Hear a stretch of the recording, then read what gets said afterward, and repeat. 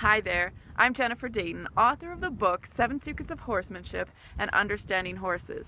With me today we have Dee. She's a 4-year-old in training and she's just with me for moral support for you and for me as we start this video training series. So this is video 1 of 3, and what we're going to start looking at today is the reason why horses are difficult to catch or become difficult to catch. So everything can kind of be categorized into two reasons. So they're either shy, nervous, and haven't been handled, that kind of thing, or they've learned that being caught is an option. So those are the two main reasons, and then there's other reasons that can fall into one of those categories, right? So we're going to look at some of those and just take a step back and just think about your situation and think about which one your horse may fit into. And it could be a combination. Sometimes you've got a horse that's shy and has also been trapped.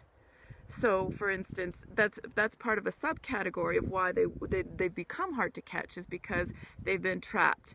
Another reason that they become hard to catch is people grab at them. Okay, they'll get close and then they try and make a lunge at them.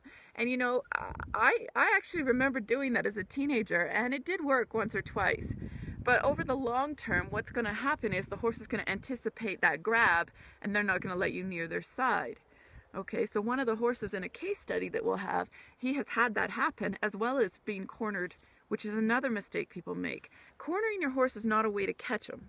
Hiding your halter, catching with food. Some of the hardest horses to catch, that develop into the hardest horses to catch, are the ones that are caught with food. Plus, there is a huge safety issue if you are in with a group of horses. If the horse that you're trying to catch is in with a group of horses and you go out with food, there's a serious danger for you as the horses with their pecking order, you know, try and get to that food. So food is not the way to go. It is not the way to catch horses. It's one of my biggest pet peeves because that is the hardest thing. It's easier to catch a horse that's not been handled, that's truly shy of you, than it is to catch a horse that has just been consistently caught with food. The other reason is not being consistently caught. So if like in the story that I talked about in the introduction, where we would go out in this quarter section of land and we would try to catch this less than horse, and we wouldn't come back with him, he learned that, hey, if I just run around long enough, they leave. So you have to go with the intent of catching your horse, and you have to consistently catch him or her, so that your horse learns that being caught is not an option. So these are all things that we're going to talk about in a little more depth. There are two reasons that horses either are hard to catch or become hard to catch. The first, as I mentioned in the introduction, is simply because the horse is shy, nervous, suspicious, or he hasn't been handled. The good news is, with a horse that is difficult to catch for this reason, it's a lot easier to get this type of horse to be easy to catch, and it usually happens a lot faster. It's a lot easier to do, and it happens faster. Many times in the world of horse training, no experience is actually better than bad experience. A horse that is shy about being caught needs to learn to trust and has not learned to evade yet. The second reason horses are hard to catch or become hard to catch is that they've learned that being caught is an option, and or it's been an unpleasant experience to be caught. This reason is going to be what we talk about the most in this video. It's far more common, and it's a far more difficult problem than having the truly shy or nervous type of horse. But let's backtrack for a minute and look at what makes horses better if they do belong to that shy, nervous, suspicious, or unhandled group. When making horses that are hard to catch for reason 1, that they're nervous, shy, suspicious, or haven't been handled, better, you have to work at developing trust. Trust that you'll be fair, trust that you're safe to be around, trust that you're a good leader. It's a good idea to just work on catching them for a while. With young horses that have come to me for training that are truly shy or nervous about people or about being haltered or both, I just catch them for a few days, and even for a couple weeks, depending on the degree of shyness. I catch them and I might lead them into the barn to get some grain or hand graze them to do something that's really pleasant in their mind.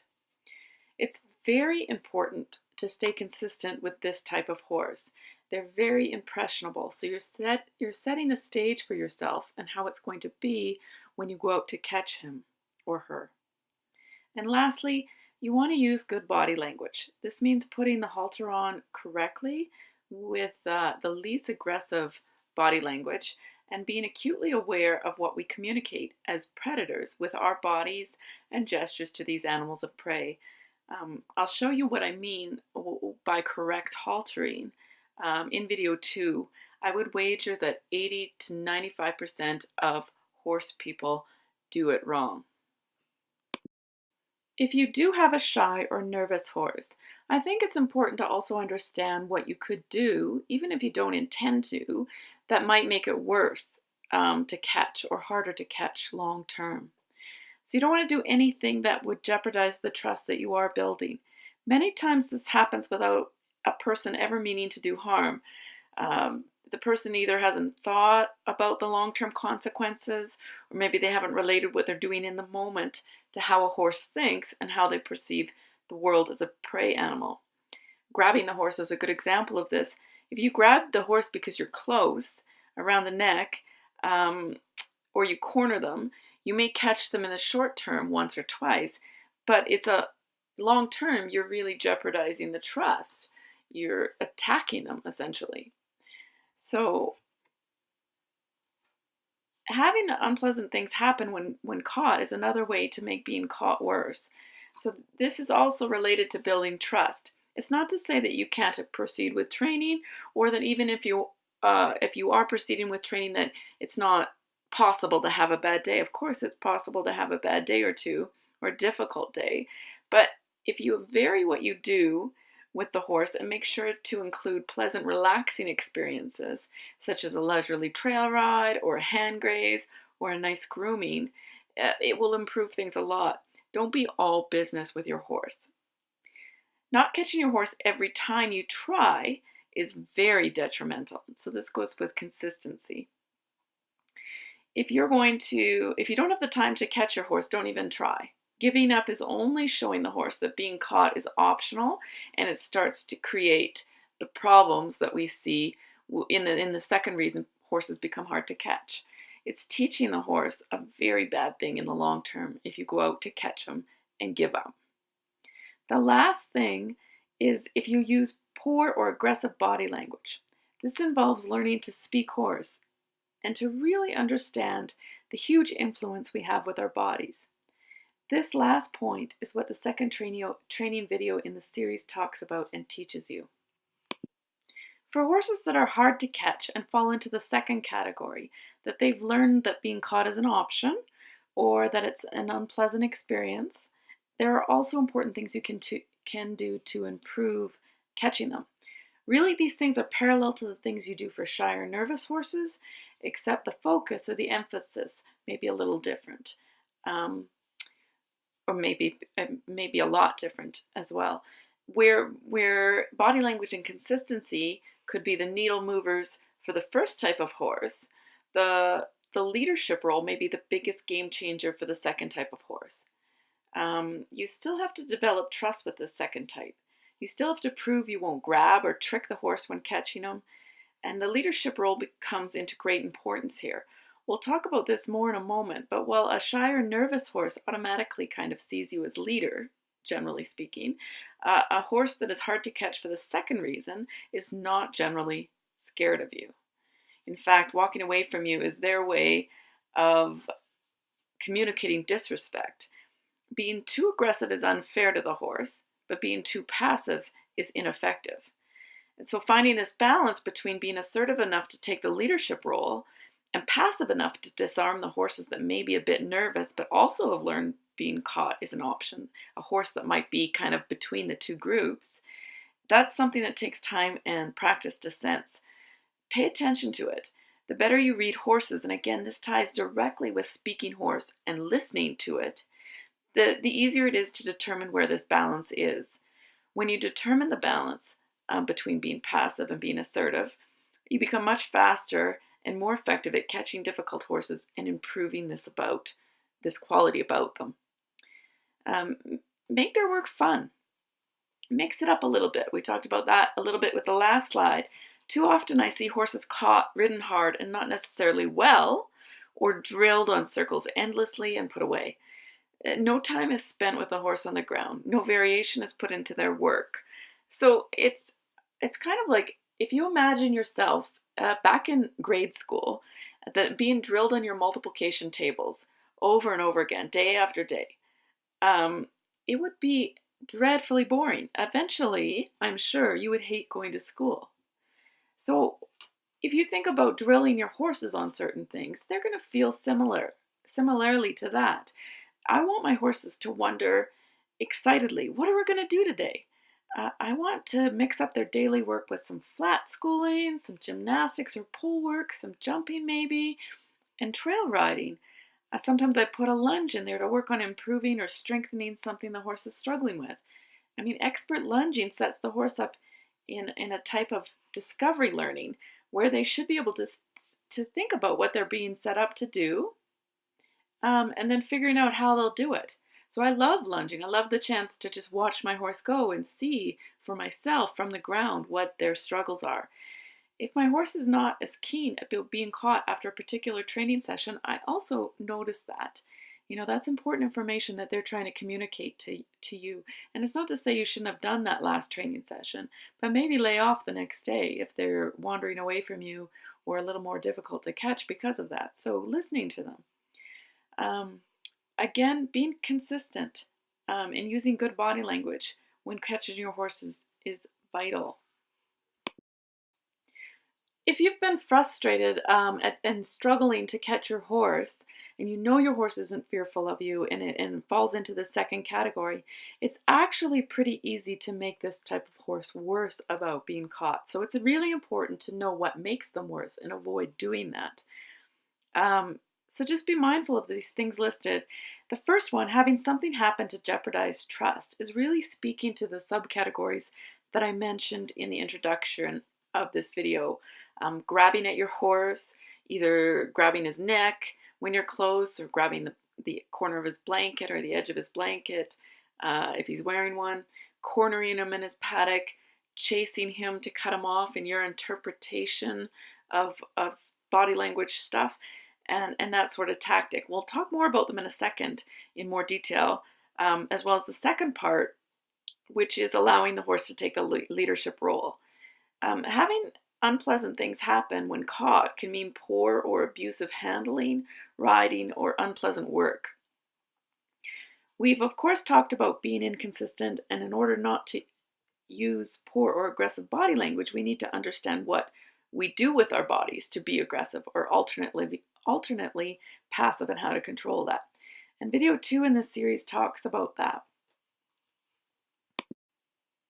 So in the introductory section of this video, I did mention the subcategories of the second reason that the horse has learned that being caught is an option or unpleasant experience. Let's look deeper now at these subcategories. When we say that a horse has learned that being caught is an option or that it's been an unpleasant experience, I want you to try to step back and see this first on a philosophical level. I talk in my work about adopting a leadership role. This is a very important component in success when you're catching horses in this group. It's important because the horses are not generally fearful of you. There may be an element of fear or nervousness, anticipation, if they've been grabbed at or roped or chased or cornered. The horse we meet in the next video when we talk about technique and learn the technique, she has been all over the show circuit in Western North America. She was imported from across the world. She is not scared of humans. And this is typically the case. A horse is not scared of you, but rather is choosing not to be caught for other reasons. Now, what exactly do I mean by a leadership role? Well, horses need to have an established social hierarchy or pecking order. It's how they make sense of their world. Some horses are naturally more dominant or alpha, others are happy to be followers. In this social hierarchy, you, as the human handler, need to be at the top. That doesn't mean you have to be aggressive towards your horse, but it means that you need the leadership role at all times. You are always either leading the relationship with your horse or being led by your horse. One of these is always happening. So humans have to take the leadership role, and for some of us, it's natural. Here's a video. This is a 3-year-old girl riding my beautiful old lesson horse, Eagle, and she wants him to go, and she doesn't know how to ask him correctly, so she starts to shake his reins. He's not sure what she wants, but he starts to think, well, maybe she wants me to go, and so he wanders off. And then at some point here, she's trying to direct him somewhere, and I'm not sure where she wants him to go, but he's not going where she wants him to go. So there she gets her hand up, and she's shaking her hand at him and shaking her finger and saying, no, no, no, no, no. So she's ready to take her role as leader in this partnership. This leadership role is one of several reasons why using food to catch your horse is so bad and creates such a problem. When you bribe your horse, you're allowing your horse to be in control of the situation.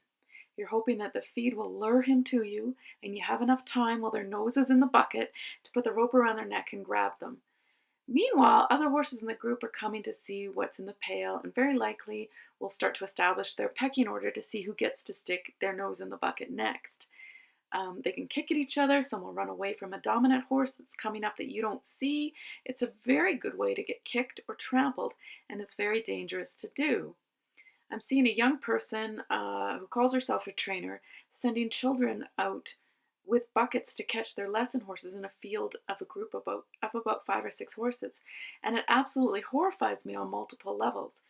There's a huge risk to the child of being hurt, as well as the terrible habits they're learning when handling horses. So, I really encourage parents of children learning to ride to really seek out a good professional to teach them. This little girl in the picture is just visiting with Eagle. This is Eagle again. And it was her sister that had just been riding him in the lesson.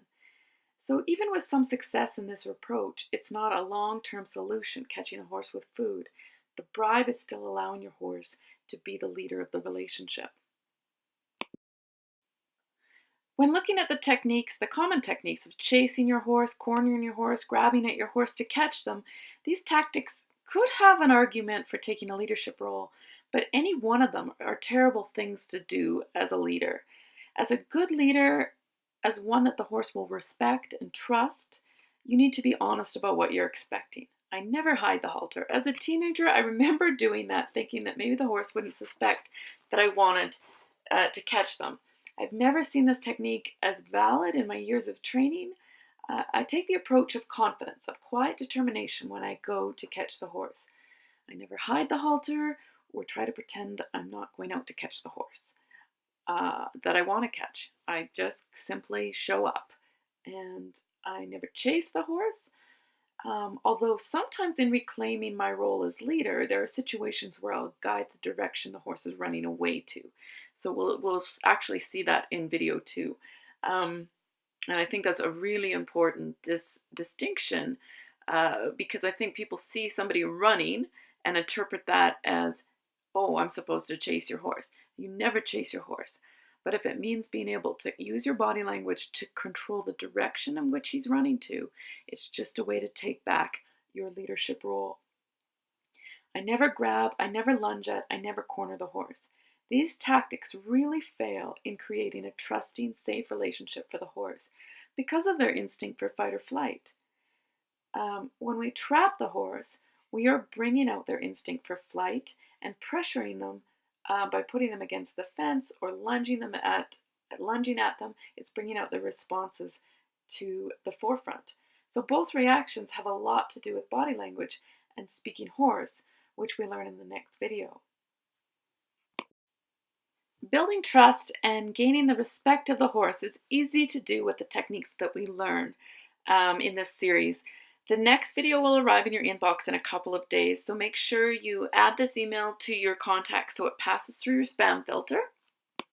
So in the meantime, I've built a short questionnaire that you can download below. This questionnaire is meant to help you figure out and isolate maybe what the story is for your particular horse and give you some things to think about before the next video comes to your inbox.